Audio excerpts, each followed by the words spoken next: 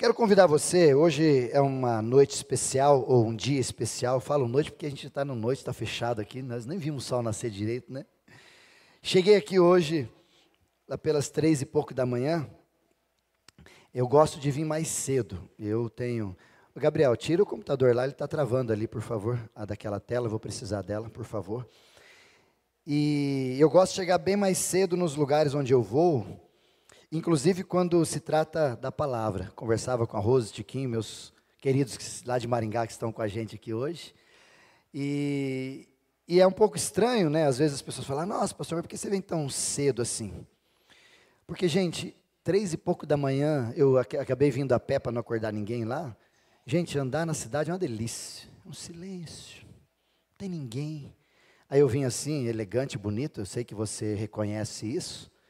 Aí a pessoa passava um carro ali, olhava, o que é esse rapaz desse jeito assim? 3 e pouco da manhã andando na rua? Esse rapaz do bigode bonito? Entenderam, né? O negócio está bonito. Minha esposa diz, está bom. E aí eu vindo para cá, olhando ainda à noite, eu comecei a pensar, tem um autor, o Greger, que ele fala num livro sobre os últimos dias de Jesus, e eu fiquei pensando o que se passava no coração das mulheres, o que se passava no coração dos discípulos, dos apóstolos, dos homens e mulheres que andaram com Jesus naquela época. Nesse período que eu estava vindo para cá, 3 e pouco, era madrugada, era o período mais ou menos onde as mulheres estavam se preparando para ir para o túmulo. Então era mais ou menos o período, e por isso que as pessoas perguntam, mas para que 6 horas? Para você ter um pouco da sensação lendo a história. Se você olhar para os textos que nós vamos olhar daqui a pouquinho, a respeito de tudo isso, você vai perceber que o trajeto, o caminho, a ação que eles fizeram para ir adiante do túmulo de Jesus, e as primeiras pessoas foram aquelas mulheres, elas começavam lá pelas 3, 4 da manhã, ou talvez nem dormiram, em virtude do que acabaram de viver. E elas, na expectativa, porque no sábado, eles não podiam fazer nada, então o sábado é um sábado de silêncio, obrigatório por lei, inclusive. E aí, ao raiar do dia, elas estavam lá à frente para fazer o quê? Embalsamar, limpar, cuidar do corpo de Jesus. E esse era o script que elas tinham em mente para fazer. Na madrugada, lá pelas 3 e pouco, 4 da manhã, elas vão até o túmulo de Jesus. E quando chegam lá, elas encontram algo inusitado. A pedra havia sido rolada, não existia mais ninguém lá dentro, apenas os panos, os lenços, os apetrechos ficaram ali, mas Jesus não estava mais lá. Por isso que talvez eu e você precisávamos olhar um pouco mais para a narrativa do texto, e não só olhar para ele, mas tentar assimilar, perceber, e a palavra de Deus ela é viva para isso, para a gente olhar ela, lê-la, e começar a vislumbrar, falar, nossa, como que foi isso? Como é que eu posso sentir essas emoções que o texto traz com tanta alegria, como eu falava, né, Rose, ontem, que salta do texto e fala, nossa, como Jesus fez isso?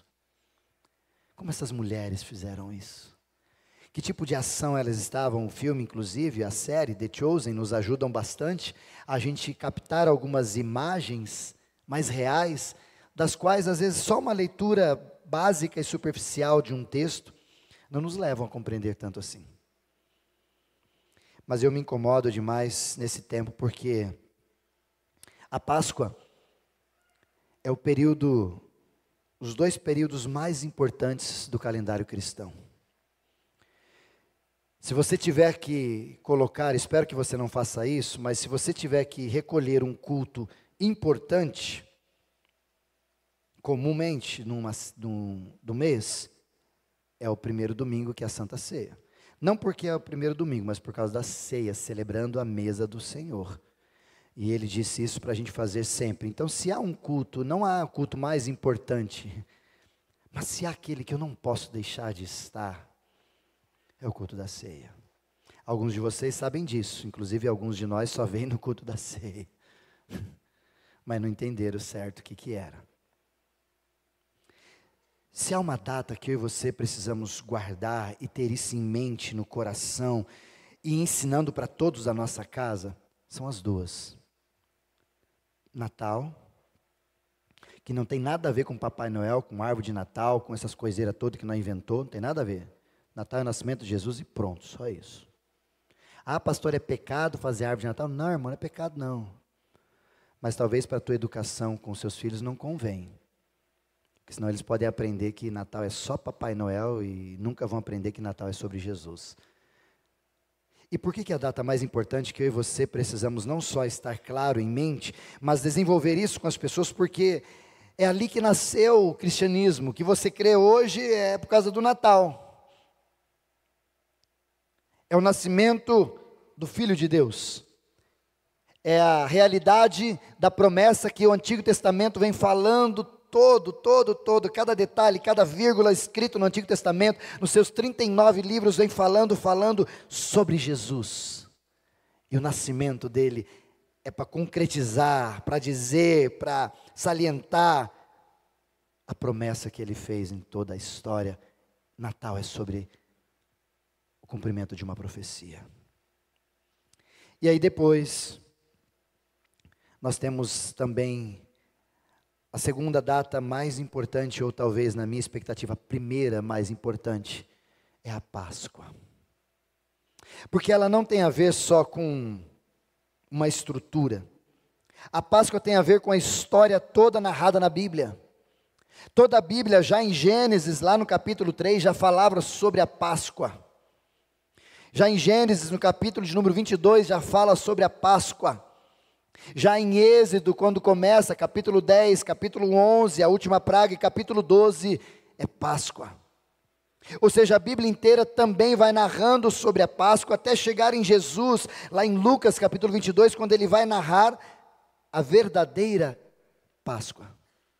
Por isso que me é estranho, às vezes nós não percebemos esses detalhes no nosso calendário. É como se de repente alguns irmãos aqui, inclusive, que eu gosto demais, a gente gosta de exercício de academia e tem o Arnold, né, Schwarzenegger, que tem um evento lá em São Paulo, o Arnold, que é aquele negócio para fisiculturista, enfim, quem é de academia, um dia na vida tem que ir num evento desse. Nós que gostamos de carro, tem que ir no 4 rodas que tem nos eventos de carro, de moto. Cara, a gente ama esses lugares. Você que é da estrutura da beleza, tem umas feiras em São Paulo que são mega. Então você tem que ir. Não é, Ana? Por que existem esses eventos para a tua estrutura, para o teu departamento? E por que quando é o departamento da tua fé, daquilo que rege a sua vida, a gente não sabe para que serve e nem entende o que é isso tudo? Não é estranho? Porque alguém pode chegar para você, e eu espero que chegue, e pergunte: o que é Páscoa? E eu e você teremos que responder com precisão e com palavra. O que é Páscoa? Ah, Páscoa é ovo da... Não vou nem entrar no ovo, nem no coelho, nesses endemoniados que acabaram com o tal da Páscoa. Juntaram tudo num saco do Papai Noel e vieram encher o saco do cristão. Eu acho engraçado, abre aspas aqui, o pastor Isaías falando. Eu não entendo por que eles não mexeram no Ramadã, nas coisas lá do Islã, né? Por que não fizeram lá, não sacanearam esses dias do Islã? E vieram sacanear os dias do cristianismo. Outro dia a gente vai falar com profundidade disso, mas não é a hora. Mas enfiaram o ovo, enfiaram o coelho, enfiaram os negocinhos, pintaram o coelho, aí colocaram o chocolate para nós, aí a gente fica aquela loucura, paga R$150 num chocolate. Bom, agora eu vou usar a arte bíblica, né? Abençoa alguém com esse dinheiro com um prato de comida, irmão. Nada contra você comer chocolate, já falo isso sempre, você sabe o que eu estou dizendo. Mas quando a gente se permite viver num comércio, talvez, quanto mais distante nós estamos da realidade do que é, mais próximos nós estamos da realidade do que estão querendo que a gente viva.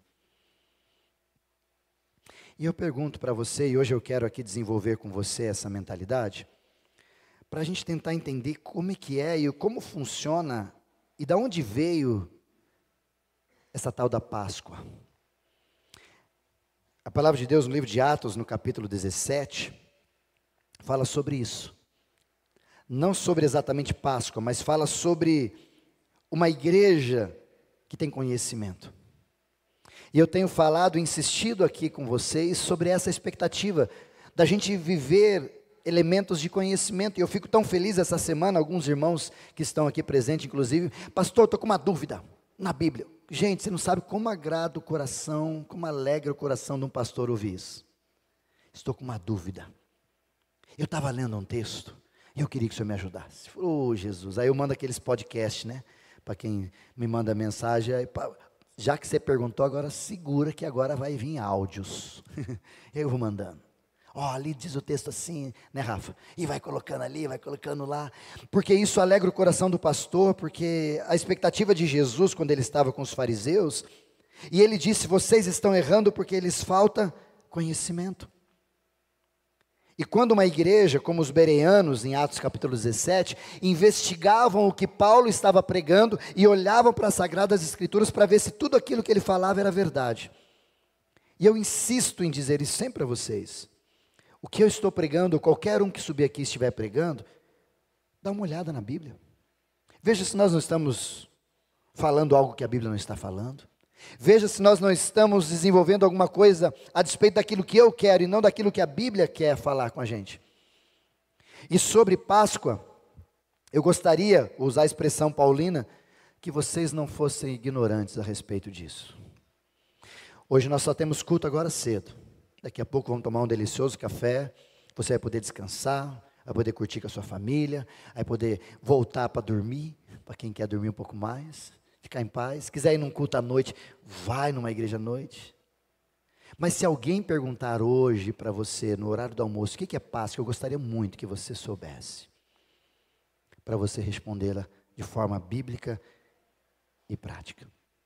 Por isso, separei esse momento da mensagem em 2 momentos. O primeiro para mostrar algumas Páscoas existentes. E o segundo para trazer para mim e para você o que a Páscoa de Jesus tem a ver comigo e com você. Quando eu disse no início, por favor, Gabriel me ajuda no livro de Gênesis capítulo 3. Quando eu disse para vocês que a Bíblia ela vai falando sobre a Páscoa desde o seu início, capítulo 3 de Gênesis, nós temos o momento onde Adão e Eva pecaram. Você se lembra disso? Coloca para mim, por favor, Gabriel, capítulo 3 de Gênesis, versículo 1, especial. A serpente mais sagaz de todos os animais selváticos que o Senhor Deus tinha feito, disse à mulher, é assim que Deus disse? Não comereis de toda a árvore do jardim? Aí começa toda a história que você já sabe, já entende. A partir do versículo 15, por favor, Gabriel, olha o que diz capítulo 3, versículo 15. Porém, inimizade entre ti e a mulher, entre a tua descendência e o seu descendente, este te ferirá a cabeça e tu lhe ferirás o calcanhar. Essa palavra é dita à serpente. Aqui está o prenúncio do Evangelho. Achou? Não, pastor. Então, bora ler mais profundo. Hoje nós vamos falar disso. Mas aqui foi a palavra de Deus para a serpente, ou para Satanás ali no caso. Versículo seguinte, por favor, Gui. Gabriel. E a mulher, ele disse, multiplicarei sobremodo seus sofrimentos, a tua gravidez, e em meio a dores dará luz a filhos, e o teu desejo será para o teu marido, e ele te governará inimizade. Marido e mulher, loucura, casamento, é isso que ele está falando. O casamento era bom com Adão e Eva, com nós não será. Um vai tentar dominar o outro. Irmão, isso é mais antigo do que a gente imaginava. Mas é mais para frente, por favor. Gabriel, versículo 17. E Adão disse, visto que atendesse a voz da tua mulher e comesse da árvore que eu ordenei para que você não comesse, maldita é a terra, ou seja, a ação do homem não recai só sobre ele, recai sobre tudo aquilo que está perto dele. A gente falava sobre isso nos cabra macho. Maldita é a terra por tua causa. Então, por causa de quem? Por causa do homem. Não é por causa da mulher, não. Outro dia nós vamos entrar nesse assunto de novo, mas não é a hora. Em fadigas obterás dele o sustento, e durante os dias de toda a tua vida há de trabalhar. O homem é trabalhador. Ah, eu não gosto de trabalhar. Eita. Vamos continuar 18, para a gente finalizar. Ela produzirá a terra também cardos e abrolhos, e tu comerás da erva do campo. Ou seja, nós vamos ter que plantar e colher. Pode continuar, Gabriel. 19. No suor do rosto comerás o teu pão, até que tornes a terra, pois dela foste formado. Ou seja, enquanto você viver, até você não morrer, tu vai ter que trabalhar.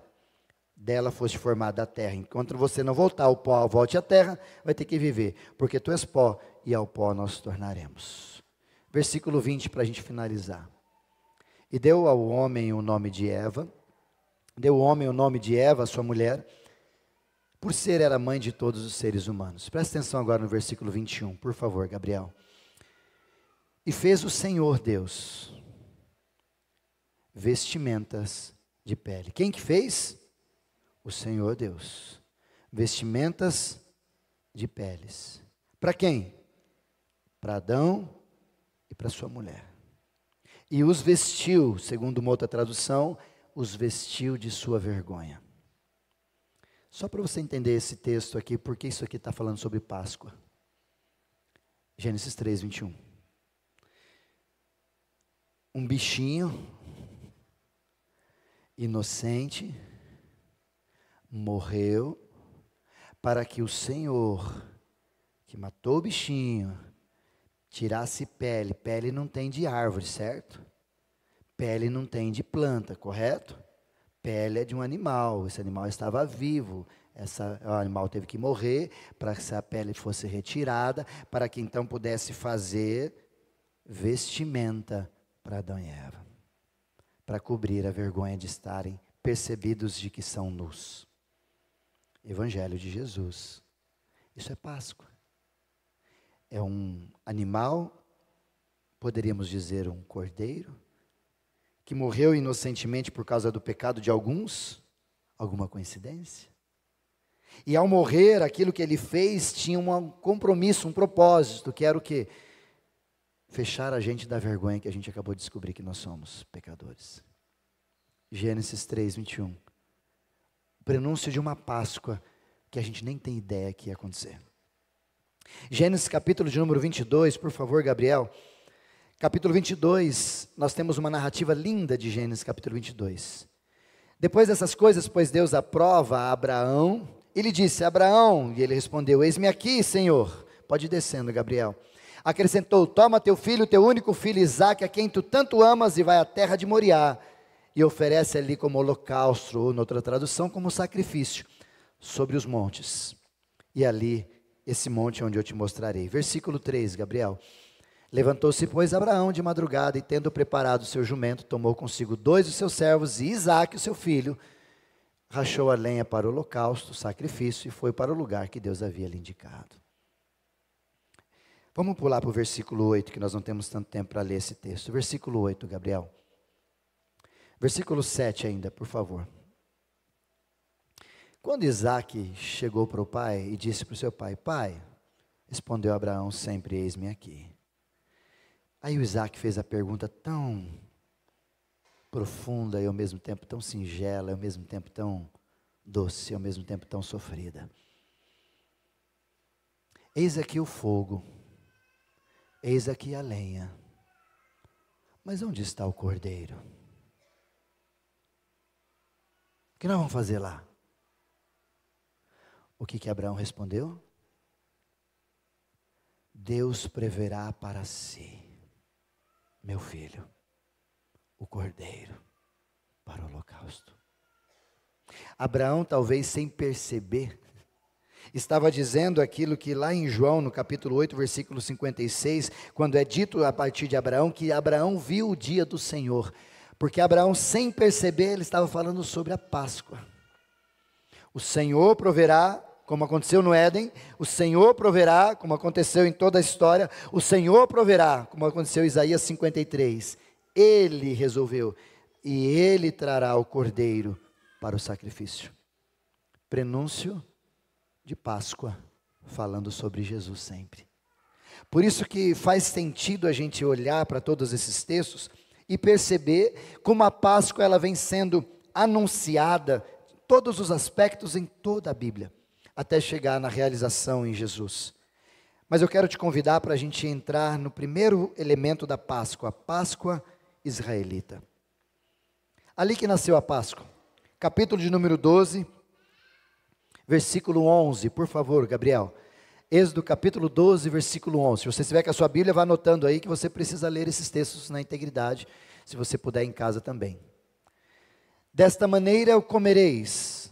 A narrativa anterior está falando sobre isso. Só para você se situar, capítulo 11 de Êxodo, está falando sobre a última praga, das 10. Lembram das 10 pragas?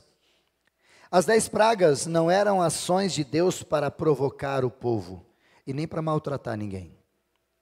As 10 pragas eram elementos claros de Deus a despeito de uma luta de deuses. Isso começa com a serpente, com a madeira, o cajado de Moisés virando serpente, e ali é uma luta de deuses. Existiam muitos deuses no povo egípcio. E não só muitos deuses, mas deuses das quais faziam coisas em meio a eles, então eles adoravam, eles acreditavam, enfim, tinha coisas maravilhosas sobre tudo que eles viviam. E cada praga que Deus ia permitindo por aquele povo, e a partir da quinta, depois você dá uma lida, capítulo 7, 8, 9, culminando no capítulo 10 e 11. E cada uma delas, algumas pegavam em todo mundo, mas passou um tempo onde não pegava no povo de Deus. O negócio começou a ficar estranho, a partir da sexta praga para frente. E quando a gente olha para o texto das pragas, a gente precisa entender que Deus estava trabalhando. Inclusive na última praga, capítulo 11 de Êxodo, exatamente Deus estava dizendo que essa última praga será a morte do primogênito. O que Jesus é? O primogênito. Tudo tem a ver com Jesus, irmão. E lembrar que o texto diz que o primogênito é de tudo. Não é o primogênito só filho, não. O cavalo primogênito vai morrer. Tudo que é primogênito vai embora. Com idade pequena, idade maior, todo primogênito iria falecer naquele período. E conta a história que havia um caminho para se livrar de tudo isso para o povo de Israel. E essa narrativa está no capítulo 12, versículo de número 1, por favor, Gabriel. Mas ela culmina aqui. Deixa o 12 para mim, por favor, só um pouquinho. Ela culmina no 12, quando ele diz, 12, por favor, Gabriel. 12 e 11 ali. A forma que você vai comer, o jeito que vai fazer. E ele finaliza. Esta é a Páscoa do Senhor. É a primeira vez que vem essa palavra. Então, o primeiro conceito de Páscoa nasce aqui, capítulo 12, versículo 1. Agora sim, Gabriel, capítulo 12, versículo 1. Vamos ver como é que foi a Páscoa. Disse o Senhor a Moisés e a Arão na terra do Egito. Pode ir descendo, Gabriel. Este mês vos será o principal dos meses, será o primeiro mês do ano, mês de Nissim, se você quiser, no calendário judaico. Falai a toda a congregação de Israel, dizendo, ao 10 deste mês, cada um tomará para si o cordeiro, segundo a casa dos pais, um cordeiro para cada família. Você vai se reunir, cordeiro. Mas se a família for pequena para um cordeiro, então convidará o seu vizinho mais próximo, ou seja, chama quem você quiser para estar. Compartilha da sua fé, conforme o número das almas, conforme cada um puder comer. Por ali calculareis quantos bastam para o cordeiro que você vai matar. Pode continuar, Gabriel. O cordeiro será sem defeito, macho de 1 ano, e podereis tomar o cordeiro um cabrito. E guardareis até o 14º dia deste mês. Separa no 10º e guarda o 14º dia. Outro dia a gente vai falar sobre esses números. E todo o ajuntamento da congregação de Israel o imolará no crepúsculo da tarde, finalzinho da tarde, 6 e pouco, vão começar a imolar, matar esse cordeiro. Vocês pegarão o sangue e vocês porão em ambos os ombreiros, ou no batente da porta, nas casas em que vocês estiverem dentro comerem. Abre aspas aqui. O povo egípcio, como eu disse, eles tinham muitos deuses. E uma das ações que eles tinham era, e eu não sei se você faz isso, mas acho que o crente, meio estranho, ele faz umas coisas dessas. Naquela época, o povo egípcio, eles tinham uma porta chamada porta falsa. Essa porta falsa era uma porta, inclusive até hoje tem se você olhar na antropologia, é uma porta normal com umbral só que ela não tinha passagem para nada, era o desenho, um formato de uma porta, igual as nossas aqui, mas não tão grande, uma pequena. E nessas laterais, nos umbrais dessa porta, você tinha algumas inscrições aos deuses, porque eles entendiam naquela época que essa porta falsa, ali passavam em alguns momentos da vida cotidiana, os espíritos vinham e saíam por essa porta falsa. E para esses espíritos não entrarem na casa deles, nas portas deles, portas falsas, na casa, eles tinham algumas inscrições dizendo aos deuses que protegessem aquela casa. E você acha que Deus não sabia de nada disso? Só para você entender, cuidado com às vezes a gente colocar falando que Deus vai proteger essa casa, colocando aquele que habita no esconderijo do Altíssimo, isso é coisa de deuses, irmãos, não é coisa de Jesus. Colocar inscrição, falar, agora eu coloquei, agora estou protegido. Colocar um adesivo no seu carro, pertence a Jesus. Aí você briga no trânsito com aquela placa escrita atrás, pertence a Jesus. Seu grosso, estúpido. Então não adianta colocar adesivo se a vida lá dentro não é verdadeira, é falsa. Não adianta pôr na porta falsa na sua vida, na sua casa, se lá dentro é tudo falso. Mas Jesus, ou o próprio Deus, no caso aqui, sabendo de tudo isso, fez com que eles pudessem, com o sangue do cordeiro, que estava sendo imolado, pegar e passar nos umbrais. Creio eu, palavras do Isaías, que aquelas passagens em algumas das casas eram para cobrir aquelas inscrições, aquelas falas, para dizer que aqueles deuses eram deuses, não. O Deus verdadeiro é esse do sangue vertido aqui. Que mal sabiam que era sobre cruz, não era sobre porta. Mas talvez era sobre porta sim, porque Jesus mesmo vai dizer, a despeito da porta falsa, eu sou a porta. Aquele que entrar por mim, está de boa. Aquele que não entra pela porta, é mercenário, é salteador.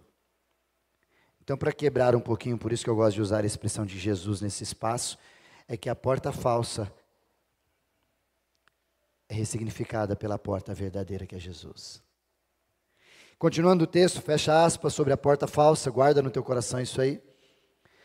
Naquela noite vocês comerão a carne assada no fogo com os pães asmos, ou pão sem fermento, e as ervas amargas vocês vão comer. Pode continuar? Não comereis do animal nada cru, nem cozido em água, porém assado ao fogo, a cabeça, as pernas e a frissura, tudo, coma tudo. Pode ir descendo, Gabriel, por favor. Nada deixareis até pela manhã, o que porém ficar pela manhã, queimá-los-ei. Pode ir descendo. Desta maneira, que foi relatada, finalizando, comereis com os lombos cingidos, a roupa, postura, do jeito que você está, sandália nos pés, pronto para sair dali, cajado na mão, vamos caminhar bastante e vamos comer com pressa, ou seja, não é a mesma refeição de todos os dias. Essa é a Páscoa do Senhor. Por isso, nesse tempo que eu gastei aqui, talvez, rapidamente para falar sobre essa Páscoa, é pelo menos isso que você deveria dar de introdução para quem pergunta para você o que é Páscoa. Você tem que chamar, vem cá, deixa eu te levar para um texto de Êxodo, capítulo 12. Aí você ensina o que é Páscoa. Isso é Páscoa. Mas essa Páscoa, vamos falar isso um pouco mais à frente, é a Páscoa do povo de Israel. Porque a gente não faz mais isso. Mas por que a gente não faz mais isso, pastor? Porque na medida que o tempo foi passando, eles iam vivendo, por exemplo, eles saíram ali da terra de Canaã, do Egito, foram para a terra prometida, ficaram 40 anos no deserto, aquela narrativa toda que você já conhece, e ali, no meio do deserto, Deus pede para eles fazer tabernáculo e fazer aquela coisa toda, e continuar as suas oferendas, os seus holocaustos, e levar os cabritos, enfim, qualquer animal que eles tinham na época lá para fazê-lo, e aquilo continuou, os anos se passaram, entraram na terra prometida, fizeram o que fizeram, Jerusalém foi surgindo, o povo foi dando forma, e eles continuaram fazendo a mesma coisa. Tanto que até hoje nós temos 3 festas importantes que o povo judeu faz. Lá em Israel, lá em Jerusalém, ou qualquer outra cidade do povo de Israel. Que é a festa da Páscoa, ou a festa dos pães asmos. Que é a festa da colheita, ou chamada festa de Pentecoste, que isso também está na Bíblia. Ou talvez a festa dos tabernáculos, que é a festa das tendas, que também está na Bíblia, na narrativa do povo de Israel. E essas 3 festas eles ainda fazem até hoje. Inclusive, se você olhar no calendário judaico, a festa da Páscoa está acontecendo coincidentemente nessa época agora de 12 a 19, mais ou menos, de abril, sendo que é no dia 14 do mês Nissim, que é onde se inicia o calendário judaico e a festa acontece por 8 dias. Diferente do nosso, que é sexta-feira santa, sábado e domingo. Não, o povo judeu trabalha de outra forma. E é nessa festa que ela se transformou no Páscoa israelita para agora uma Páscoa judaica, que Jesus aparece em cena. Jesus aparece e ele é colocado como um bom judeu a participar dessas festas. E se você olhar comigo, Lucas capítulo de número 2, por favor, Gabriel, Lucas capítulo 2, versículo 39, nós temos mais um episódio de uma Páscoa. Cumprindo todas as ordenanças segundo a lei do Senhor, voltaram para Galiléia, para a cidade de Nazaré, onde Jesus passou a sua infância. Versículo seguinte, por favor. Crescia o menino e se fortalecia, enchendo-se de sabedoria e graça diante de Deus, pois Deus assim o faria sobre ele. Versículo seguinte, por favor. Ora, anualmente a festa, iam seus pais a Jerusalém para a festa da Páscoa. Olha quantos anos isso se manteve. Quantos anos isso se manteve. De repente, pode passar, por favor, Gabriel. Gabriel, está comigo? Isso. Quando atingiu os 12 anos, subiram a Jerusalém. Então Jesus ia para uma festa, quando tinha 12 anos, ele foi para essa festa, mas ele foi por essa festa por todos os anos. Mas só é narrado que ele foi aos 12 anos, porque os 12 anos é importante a gente lembrar. Por isso que há uma narrativa de que Jesus foi para lá fazer um ritual chamado de Bar Mitzvah, que é onde você faz a criança deixar de ser criança e virar gente, homem. E dali para frente, aquele garoto que tinha 12 anos, que é a idade comum para eles fazerem isso, ao templo, eles precisariam decidir se ele continuava fazendo o que o pai fazia, ofício do pai, no caso de Jesus, carpinteiro, ou ele se tornaria um mestre, um rabino, alguém conhecedor que serviria então aos tabernáculos, o lugar de serviço.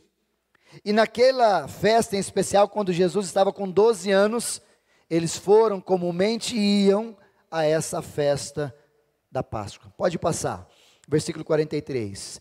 Terminados os dias da festa, os 8 dias, ao regressarem, o menino Jesus permaneceu em Jerusalém.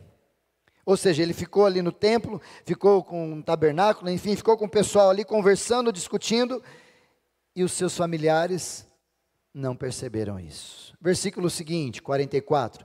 Pensando, porém, estar ele entre os companheiros de viagem, porque era comum, tá? Pensar assim, nossa, onde já se viu deixar uma criança de 12 anos solta? Há um dito popular entre os judeus que filho de judeu é filho nosso. Coisa que talvez nós deveríamos pegar. Filho de judeu é filho nosso. Ou seja, eles cuidavam uns dos outros, não importa quem fosse. É filho de judeu, é consumado deles, é da família. Todo mundo cuida. Por isso que talvez José e Maria estavam em paz, achando que Jesus estava com os primos, com não sei o quê, estava junto, porque eles faziam essa caminhada e muita gente saía dos seus lugares para Jerusalém, ficava o tempo e depois voltavam numa procissão, um monte de gente, aquela loucura toda, voltaram para suas cidades. E foram ao caminho de um dia, depois de um dia perceberam que Jesus não estava entre eles. Passaram a procurar entre os parentes e entre os conhecidos, porque era o lugar onde Jesus poderia estar. 45, por favor, Gabriel. E não tendo encontrado, voltaram para Jerusalém à sua procura. Andaram um dia. Epa, cadê Jesus? Não acharam. Colocaram, cadê? Nada. Vamos voltar para Jerusalém. Voltaram. Quantos dias eles andaram? Um dia. Então voltaram andando. Mais um dia, 2 dias. E aí depois eles ficaram procurando, e no terceiro, pode passar o texto, por favor? 3 dias depois, 3 de novo, Rose, 3 de novo. 3 de novo procurando Jesus. Mas outro dia a gente fala sobre esse número 3. O acharam no templo. Fazendo o quê? Assentado no meio dos doutores, ouvindo e interrogando. E olha o que aconteceu com Jesus com 12 anos. Pode passar, por favor, Gabriel. Todos os que ouviam, muitos se admiravam. E por que muitos se admiravam? Por causa da inteligência, da autoridade, numa outra tradução, das quais ele usava as suas palavras, respondendo às perguntas daqueles rabinos. Versículo 48, por favor, Gabriel. Logo que seus pais o viram, também, óbvio, ficaram maravilhados. Eu acredito que Maria olhou assim para todo mundo e falou: lá, é meu filho. José olhava assim e falava: lá, sou o pai. Acho que os pais fazem isso quando vê o filho lá todo orgulhoso, né? Olha o orgulho dos pais, ficaram maravilhados. Aí a sua mãe foi tentar chamar a atenção do filho, natural. Filho, por que você fez isso com a gente? Teu pai e eu estamos aqui aflitos à procura. O que aconteceu com você? Porque você deu esse sumiço, filhão? Não atendeu o celular? Mamãe mandou zap para você e você nem viu, nem ficou azulzinho, mamãe. Verdade, é que acabou a bateria do celular, papai. Ah, é que eu esqueci. Poderia Jesus aqui estar dizendo tudo isso, mas olha o que Jesus disse. Vamos lá. Por que vocês estão me procurando? Vocês não sabem que há de cumprir que eu esteja na casa do meu pai? Ninguém entendia nada que ele estava dizendo. Em outras palavras, Jesus estava dizendo: eu acho que vocês não entenderam, José e Maria, meus pais humanos. Chegou a hora de eu me identificar e entender a missão que eu vim. Por isso que daqui para frente agora eu estou na casa do meu pai e não do pai José. Continua o texto, por favor, Gabriel. Vocês não compreendem, porém as palavras que lhe disseram, eles não entendiam nada. Óbvio, versículo 51, Gabriel. Então ele desceu com eles para Nazaré. E mesmo assim Jesus lhes era submisso. Sua mãe, porém, guardava essas coisas, essas palavras, numa outra tradução, no seu coração. Um autor comentarista desse texto, desse versículo 51, diz assim: naquele instante começou a angústia de uma mãe em perceber que o seu filho não seria mais quem ela achou que seria. Um outro comentarista nesse texto 51, Manuel, diz assim: ali ela entendeu que o cordão se rompeu. Mãe, você sabe o dia que isso vai chegar com seus filhos ou não? Ou você ora para que isso nunca aconteça com você? Miserável alma egoísta que pensa assim, hein? Até com o filho do Deus Altíssimo chegou o dia do cordão se romper. E a gente, pelo egoísmo exacerbado, não queremos que isso aconteça com os nossos filhos. Para finalizar, versículo 52, Gabriel. E crescia Jesus, mais uma vez, como é repetido no capítulo 2, no começo dele, em sabedoria, estatura, em graça, diante de Deus o Pai e diante dos homens. Essa é a Páscoa de Jesus. É a Páscoa onde Jesus crescia, aprendia. E era engraçado, guarde isso no seu coração, no livro de Provérbios, capítulo 16, 24, vai dizer que a palavra de Deus é como um mel. Quando as crianças antigas começaram a aprender, o povo judeu, começaram a aprender a escrever, a primeira coisa que eles davam para uma criança, Camila, presta atenção nisso, talvez para o Ministério Infantil fazer um dia, dá um papel branco, para eles escreverem os primeiros textos que eles aprendiam da palavra, da Torá. E eles faziam assim, colocavam um dedo no mel, escreviam num papel branco e colocavam na boca, para perceber que a palavra é doce como o mel, que ela te deve dar sabor e alegria quando você desfrutar em conhecer e relacionar com a palavra. Provérbios fala isso 16, quer ver? Provérbios 16, 24, por favor, vê se é isso mesmo o texto, Gabriel. Palavras agradáveis são como um favo de mel, doce para a alma e medicina para o corpo. Por isso aqui nós temos nesse final a Páscoa de Jesus, a Páscoa judaica. Mas aí vem Jesus em Lucas capítulo 22 e aqui eu quero passar pelos desafios. Jesus pega a Páscoa de Israel que falava sobre ele, pega a Páscoa judaica, que até hoje se fala, que falava sobre ele, e ressignifica, chamando a Páscoa de Santa Ceia.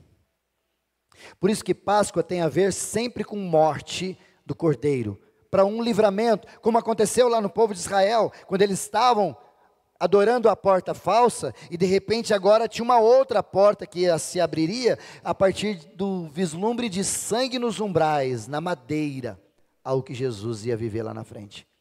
Mas a religião da primeira Páscoa, que é talvez o que você fique, pode ser que muitos de nós fiquem na Páscoa antiga de Israel, a gente faz coisa para Deus nos abençoar.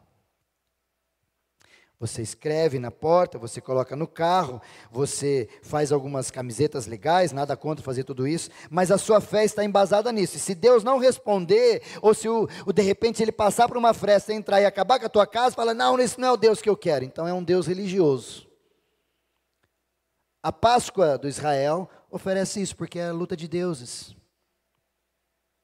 E o povo judeu também tem a mesma ideia, um pouco ressignificada, mas não deixa de ser, porque a Páscoa deles era de costume, por quê? Porque tem que ir. Vou traduzir a Páscoa judaica para o dia de hoje. O pastor mandou ir lá na Páscoa. O pastor fala que não pode comprar o vinho da Páscoa. O pastor fala, então eu faço a Páscoa, eu vivo a Páscoa, eu internalizo a Páscoa, eu encarno a Páscoa, por causa de leis. Porque na minha igreja fala que tem que ser assim. Páscoa judaica. Então nós estávamos, quando Jesus chega, com um monte de gente celebrando a Páscoa religiosa a partir de uma deidade, dizendo Deus é assim e tal, e vários outros vivendo uma Páscoa a partir de legalização, de leis que tem que fazer, que se você não fizer, você vai ter problema, inclusive as suas ofertas. Aí vem Jesus no capítulo 22 de Lucas, por favor, Gabriel, versículo 1, vou ler esse texto que eu preciso que você leia comigo, esse texto maravilhoso de Lucas 22. Estava próxima a festa da Páscoa, ou dos pães asmos, como a gente já falou. Versículo 2. Preocupavam-se os principais sacerdotes, os escribas, em como tirar a vida de Jesus, porque temiam o que ia acontecer, ou seja, era uma festa, Jesus que era chamado de causador, aquele que ia mobilizar, mexer e fazia aquele transtorno, vou usar uma expressão que você entenda, eles achavam que Jesus ia dar um golpe, temiam o povo, era essa a estrutura do tempo, porque a festa estava toda criada, todo mundo ia estar lá, a galera toda, e Jesus estava assim, fluindo, o negócio estava crescendo, preocupados-se com isso. Pode continuar, versículo 13, Satanás então entrou em Judas, chamado Iscariotes, que era um dos 12, a narrativa não pode fazer falta esse texto, mas outro dia a gente fala dele, versículo 4, e este foi entender-se com os principais sacerdotes e os capitães, sobre como ele entregaria a Jesus, já sabemos dessa história, pode continuar, Gabriel, por favor. Então eles se alegraram e combinaram em lhe dar dinheiro. Maravilha, chegou o nosso Judas, pode ir passando, por favor, Gabriel. Judas concordou e buscava uma ocasião de entregar Jesus sem tumulto, afinal de contas, era complicado. Aí então chegou o dia da festa dos pães asmos, em que importava comemorar a Páscoa. Essa é a Páscoa que Jesus traz para nós. Versículo seguinte, por favor, Gabriel. Jesus, pois, enviou a Pedro e a João, dizendo a eles, ide e preparai-vos a Páscoa, para que nós comamos. Pode ir passando, Gabriel, pode ir descendo, por favor. E eles lhe perguntaram, onde o Senhor quer que a gente prepare esse ambiente para a gente viver essa Páscoa? Versículo seguinte, por favor. Então lhes explicou Jesus. Quando eu olho esse texto, eu falo, cara, até esses detalhes Jesus falava e todo mundo obedecia sem saber quem era. Ao entrardes na cidade, encontrareis um homem com um cântaro de água, seguiu até a casa em que ele entrar. Olha a dica de Jesus. E dizei ao dono da casa, o mestre mandou perguntar-te onde é o aposento no qual hei de comer a Páscoa com os meus discípulos. Como assim? Ele vai mostrar um espaço no cenáculo mobiliado, e ali vocês preparam para a gente fazer a Páscoa. Era uma mesa baixinha, todo mundo sentado em chão, uma mesa dessa altura, com várias talhas de água, algumas taças, algumas comidas diferentes, com algumas cumbucas com ervas amargas, pão e etc e tal, algumas coisas diferentes.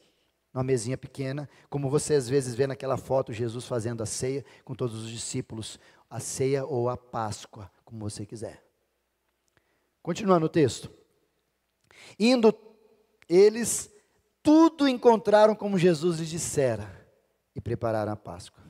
Abre aspas aqui. Tudo que Jesus disser vai acontecer. Se eu fosse você, eu obedecia. Porque tudo que Jesus diz acontecerá e será verdade. Mas é o que ele diz, não é o que você diz, é o que ele diz. Fecha aspas, versículo 14, Gabriel. Chegando a hora, pôs-se Jesus à mesa, já estavam lá no cenáculo junto com todos, e com ele os apóstolos, todos eles, inclusive Judas. Pode continuar, por favor. E disse-lhes, tenho desejado ansiosamente, presta atenção nisso, comer convosco essa Páscoa, antes do meu sofrimento. Pode ir descendo, por favor.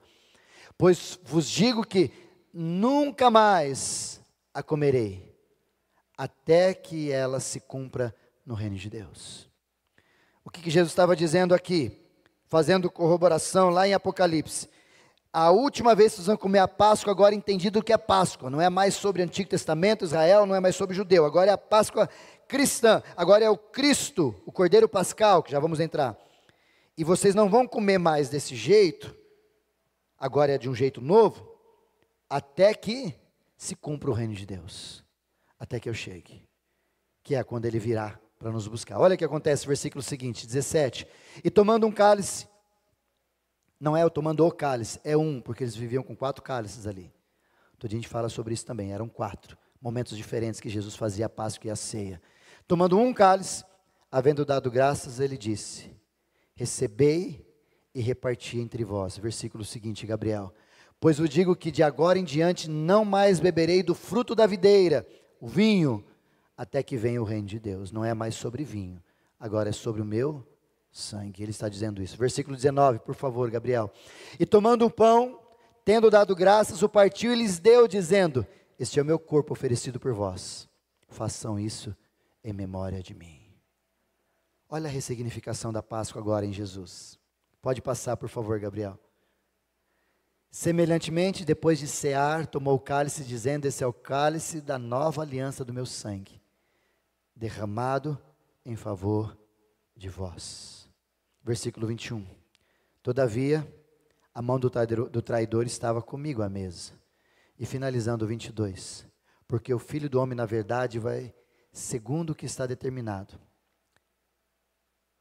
Mas, ai daquele que por intermédio de quem ele será traído. Fecha aí capítulo 20, versículo 22, Gabriel. O que o texto está dizendo para nós aqui é que Jesus vem ressignificar a ceia do Senhor. Por isso que nós, como cristãos, nós celebramos a ceia do Senhor como elemento pascal.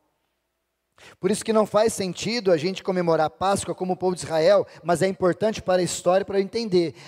Contudo, lembrar-se de que se eu for celebrar a Páscoa do jeito do povo de Israel, talvez eu esteja muito mais religioso do que eu deveria ser.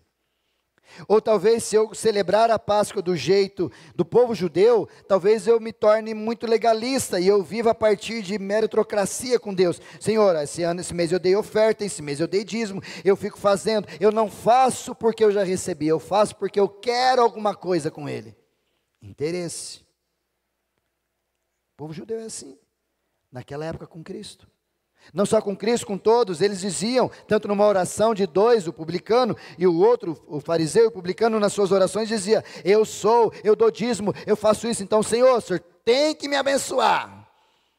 Não que Deus não vai te abençoar, mas a motivação pelo qual você faz, não é porque você já foi abençoado, mas é porque você quer a bênção pela troca. Isso é Páscoa judaica.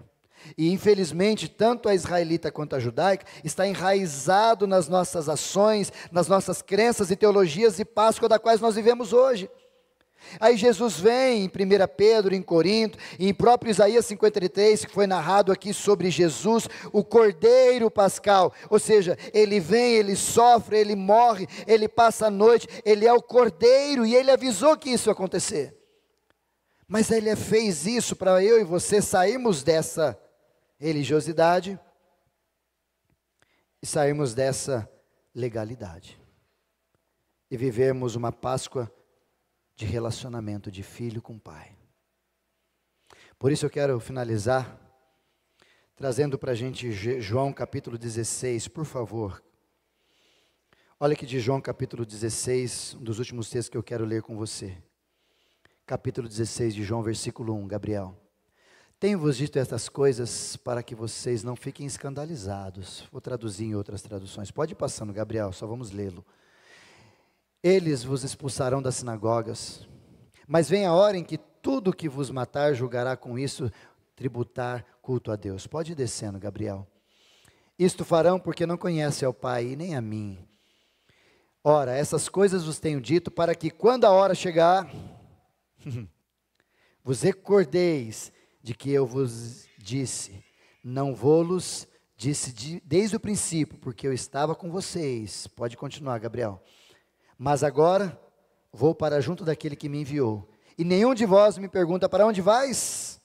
Continua o texto, Gabriel, pode ir descendo. Pelo contrário, porque vos tenho dito estas coisas e a tristeza encheu o coração de vocês. Olha que palavra linda de Jesus. Mas eu digo a verdade a vocês, convém-vos que eu vá, porque se eu não for o Consolador, o Espírito Santo não virá para vós outros. Se porém eu for, eu posso enviá-lo a vocês. Versículo 8, Gabriel. Quando ele vier, ação do Espírito, propósito do Espírito, convencerá o mundo do pecado, da justiça e do juízo. Versículo 9, Gabriel. Do pecado porque não crê em mim, da justiça porque eu vou para o Pai e não me vereis mais. Vamos falar sobre isso outro dia. E do juízo porque o príncipe deste mundo já está julgado. Outra ação que nós vamos entender. Tenho ainda muitas outras coisas a dizer a vocês, mas vocês não podem suportar o que eu quero lhes dizer agora.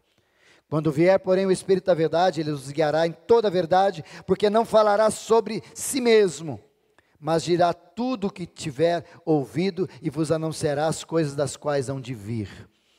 Ele me glorificará, porque há de receber do que é meu e vou-lo há de anunciar. Tudo quanto o Pai tem é meu, por isso é que eu vos disse que há de receber do que é meu e eu vou-lo há de anunciar. Pode ir descendo, Gabriel. Um pouco, e não mais me vereis. Um pouco, e não mais me vereis. Outra vez um pouco, e ver-me-eis. Morte na sexta, não mais me vereis.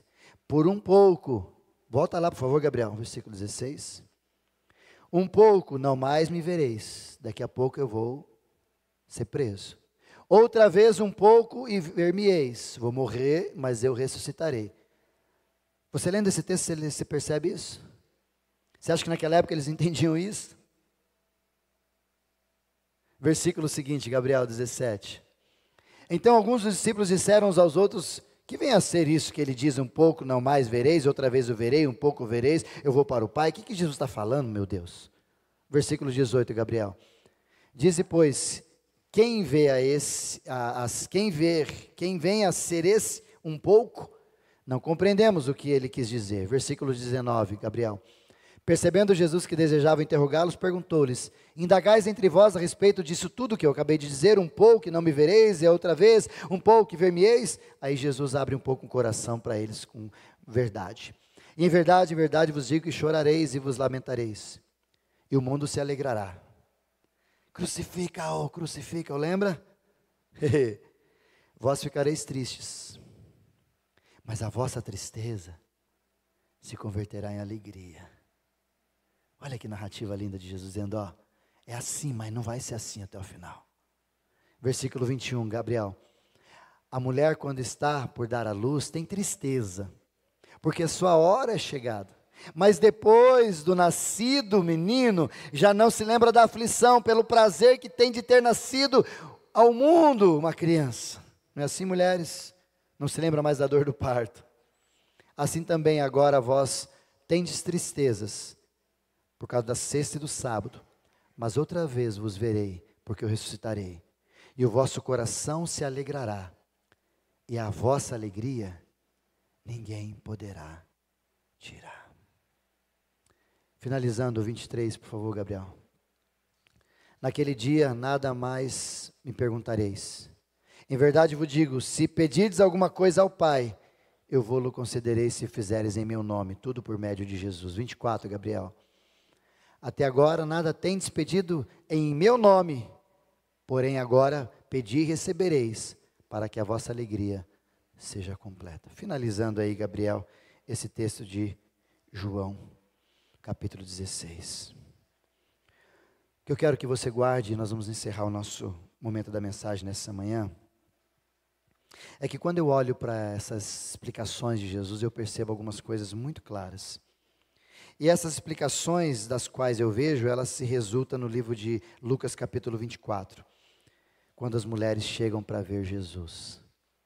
Talvez em João capítulo 16, a narrativa de Jesus é para dizer, isso era necessário acontecer.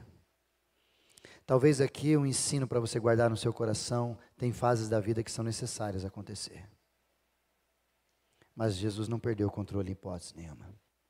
Segundo a verdade, talvez Jesus está dizendo para eles e para mim e para você na manhã, que tem coisas que você não suporta ouvir. Porque você precisa crescer, passar pelo vale, se amadurecer para Ele começar a dizer verdades claras para você. Como essa semana a pessoa disse para mim, pastor, por que às vezes é tão confuso? Eu falei, porque talvez a gente precise se autoavaliar, se nós não somos infantis demais para entender aquilo que é complexo. Terceira verdade de João, capítulo 16. Talvez aqui Jesus está ensinando aos discípulos que eles precisavam entender e crer naquilo que ele estava ensinando. Não por entendimento, mas por conhecimento. Talvez aqui fique claro para eu e você, começarmos a olhar para as Sagradas Escrituras nesse tempo de Páscoa e viver aquilo que ele diz e não aquilo que eu entendo que ele diz. Porque não tem a ver com o que você entende, tem a ver com o que você conhece. Porque se tiver a ver com o que você entende, Deus vai ter que fazer tudo e todas as coisas possíveis para fazer você entender. E como é difícil fazer o ser humano entender algumas coisas, não é, marido? Não é, esposa? Deus não está preocupado em fazer você entender, porque se era para você entender, o elemento fé não precisava viver com você e comigo. Por isso que se o elemento fé entra, é a certeza de coisas que se esperam e não se veem, na certeza de que eu sei, creio, porque eu conheço e não porque eu entendo. Faz sentido? Por isso que Jesus está ensinando os discípulos ali. Vocês não estão entendendo nada, né? Mas não precisa entender não, irmão. Você precisa crer naquilo que você conhece, porque a fé vem pelo ouvir o conhecimento daquilo que Deus coloca para a gente. E por fim, talvez, Jesus estava ensinando para os seus discípulos, em João capítulo 16, é que Ele é autor da história, Ele é a resposta da história, Ele é o que consome a história, Ele é o que consume a história, Ele é o que finaliza a história. É tudo sobre Jesus. E o Pai fez isso para que Ele mesmo fosse glorificado. Não tem a ver com a gente. Se alguém disser para você, mas Jesus morreu por causa de mim, não, Ele morreu para cumprir o propósito do Pai, primeiramente. Nós é nós. Ele morreu para cumprir o compromisso que Ele tinha com o Pai. Porque Ele mesmo disse quando falaram, você vai se matar, você não. Eu entrego, ninguém tira a minha vida, eu mesmo a dou, por causa do propósito do Pai. Por isso que se Jesus nos trouxe a fazer isso, é para que eu e você pudéssemos amar o Pai como a gente deveria sempre. Finalizo lembrando a narrativa de Lucas capítulo 24. Quando em Lucas capítulo 24 você tem a ressurreição de Jesus, versículo 1, por favor, Gabriel, deixa esse último texto para a gente, Lucas 24. No primeiro dia da semana, um domingo como esse, alto da madrugada, 3 e pouco da manhã, 4, 5, do jeito que você veio, tudo escuro, agora já está claro, mas estava tudo escuro. Foram essas mulheres ao túmulo levando aromas que haviam preparado para balsamar Jesus. Versículo seguinte. Pode ir comigo, Gabriel? Isso. E então, quando chegaram lá, encontraram a pedra removida do sepulcro. Pedra tal essa que ninguém humanamente conseguia fazer isso. Mas ela estava removida. Mas ao entrarem, não acharam o corpo do Senhor Jesus. Aconteceu que, perplexas a esse respeito, apareceram 2 varões com vestes resplandecentes. Olha que texto lindo. Estando elas ainda possuídas de temor, baixando os olhos para o chão, e lhes falaram: por que vocês buscam entre os mortos aquele que está vivo? Olha a palavra desses homens. Ele não está aqui, mas ressuscitou, como nós ouvimos no início. Verdadeiramente ele ressuscitou. E aí eles trazem uma coisa muito importante: lembrai-vos de como vocês, ou como ele preveniu vocês acerca de tudo isso lá na Galileia. Talvez aqui a gente precisaria lembrar algumas outras coisas. Pode ir passando, já a gente fecha. Quando disse: importa que o Filho do Homem seja entregue às mãos dos pecadores e seja crucificado, ressuscite ao 3º dia. Jesus disse isso, mas eles esqueceram de tudo isso. Então elas, naquele instante, se lembraram das palavras. Olha como é bom você ter gente que te lembra a palavra de Deus, né? E como é ruim você ter gente do teu lado que não fala uma palavra de Deus. Voltando ao túmulo, anunciaram todas essas coisas aos 11, voltando do túmulo melhor, anunciaram todas as palavras aos 11, e todos os mais com eles estavam, e começou a falar: olha, Jesus ressuscitou. Versículo 10, por favor, Gabriel. Eram Maria Madalena, Joana e Maria, mãe de Tiago, também as demais que estavam com elas, e confirmaram essas coisas aos apóstolos. Contudo, olha lá o texto, tais palavras lhe pareciam como que se fosse um delírio, e não acreditaram nelas. Irmão, vai ter momento que a gente vai falar e o pessoal fala: não, você está viajando. Fala: tá bom, fica assim, não tem problema não, Tomé, fica assim. Nem os apóstolos, os discípulos acreditaram nela. Pedro, porém, melancólico que era, não acreditava no que diziam, falou: não, eu vou ver com os meus próprios olhos. Levantou-se, correu ao sepulcro, e abaixando-se nada mais viu, senão os lençóis de linho, retirou-se para casa, maravilhado do que havia acontecido. Isso é o resultado da Páscoa. Ressurreição de Jesus não é Páscoa. Ressurreição de Jesus é o resultado da significação da Páscoa de Cristo. Porque Páscoa é a passagem, transição. Jesus fez isso na morte. A morte de Cristo é a Páscoa. A ressurreição é a que apenas o Evangelho de Jesus promove para finalizar a história da Páscoa. Por isso, queridos, eu quero que você guarde algumas expressões para a gente encerrar. Chamar o pessoal do louvor para vir aqui. O que eu aprendo no capítulo 24 de Lucas? Deus age no silêncio da noite. Ainda que o seu dia, o seu momento, ou os seus dias são um pouco perturbados, como parecidos ser noturnos, Deus mesmo assim age no silêncio da noite. Em alta madrugada, Deus já estava agindo no seu filho. Você não está perdido. E me permita dizer uma frase do Tim Keller. Muitas vezes a nossa fé é testada nas noites escuras da vida. Mas não se esqueça, mesmo em noites escuras, Deus está trabalhando. Ele não dormita, Ele não dorme, Ele não descansa. Segunda verdade para você guardar. Túmulo vazio confronta muitas vezes a realidade da qual eu queria. Eles foram achar o corpo, mas esqueceram que podiam encontrar um milagre. Eles foram atrás de uma resposta clara que eles achavam que ia acontecer, mas encontraram tudo diferente. Porque Deus sempre nos surpreende. Queridos, quando você estiver com Jesus, não se esqueça, sempre há a possibilidade do milagre acontecer. Sempre. Se vai para o hospital, vai com esperança. Né, minha linda? Se vai para algum lugar onde tem alguém sofrendo, vá com esperança. Se há algum lugar onde a resposta do médico ou dos médicos ou de qualquer coisa diz o contrário, vá com esperança. Porque onde Jesus está, sempre o milagre pode acontecer, Ele sempre pode surpreender. Terceira verdade, por favor, pode tocar aí, meu querido, a canção. A ressurreição de Cristo é para mostrar que a palavra dele sempre será cumprida. Se ele falou, vai acontecer. Se ele disse, vai rolar. Se aconteceu, vai acontecer de verdade, porque ele está dizendo. E talvez para você saber disso, você precisaria ler mais a Bíblia para viver as palavras cumpridas de Jesus sobre todos nós. Se Ele já disse, está ali, fique em paz, vai acontecer. E por último, a ressurreição de Cristo transforma pessoas incomuns em pessoas corajosas e transformadas.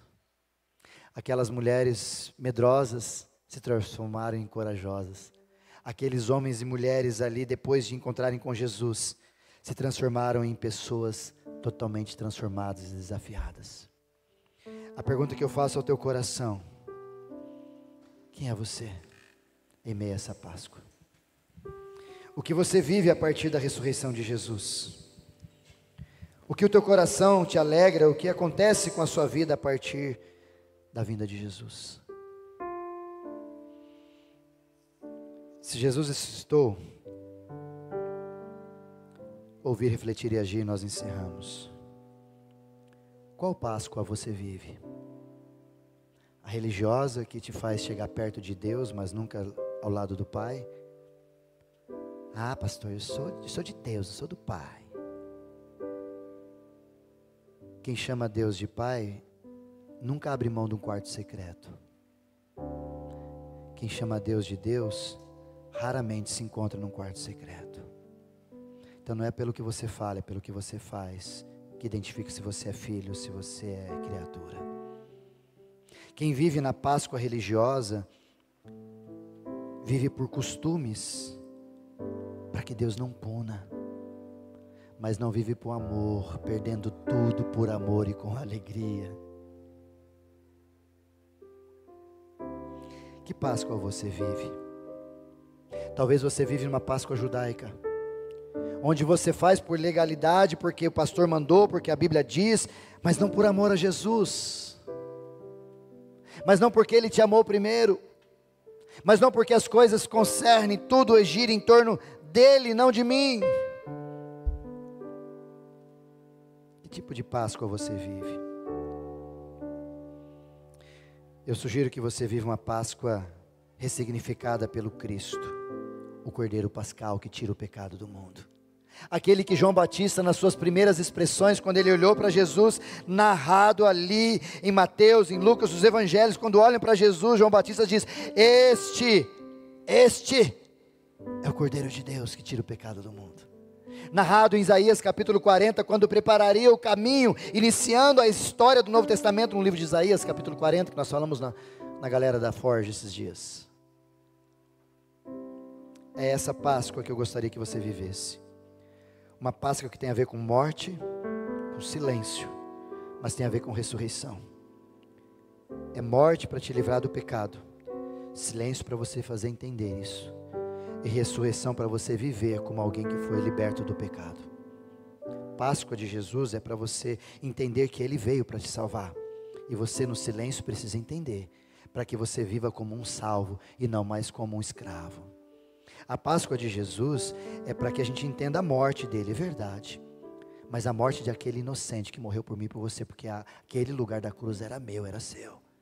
Então Ele fez isso por justificação a mim e a você, para que no silêncio eu e você pudéssemos perceber isso e falar: nossa, aqueles pregos eram os meus, aquela coroa era para mim. Mas não só entender, a ressurreição do Cristo é para dizer para mim e para você: viva como um santo, justificado e santificado. Essa é a Páscoa de Jesus, que não tem nada a ver com a Páscoa religiosa, tem a ver no seu nascituro, e nem com a Páscoa legalista, porque na Páscoa de Jesus, a criatura se torna filho, e o Deus se torna pai, e a morte já não é só de um cordeiro, a morte é do Filho do Deus Altíssimo, primogênito, que sofreu, que morreu, para que você pudesse viver, que deu a sua vida para que você vivesse em paz, em segurança com Deus e com todos ao seu redor. Por isso,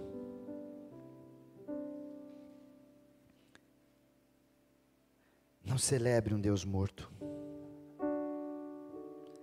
celebre um Deus vivo, e viva como se Deus fosse vivo de fato, de verdade, no seu dia a dia, porque Ele está vivo. que todos vejam a sua volta, que Cristo que você fala, que o Cristo que você crê, é o Cristo que vive eternamente e que há de nos buscar quando o dia chegar. Quero te convidar a ficar em pé.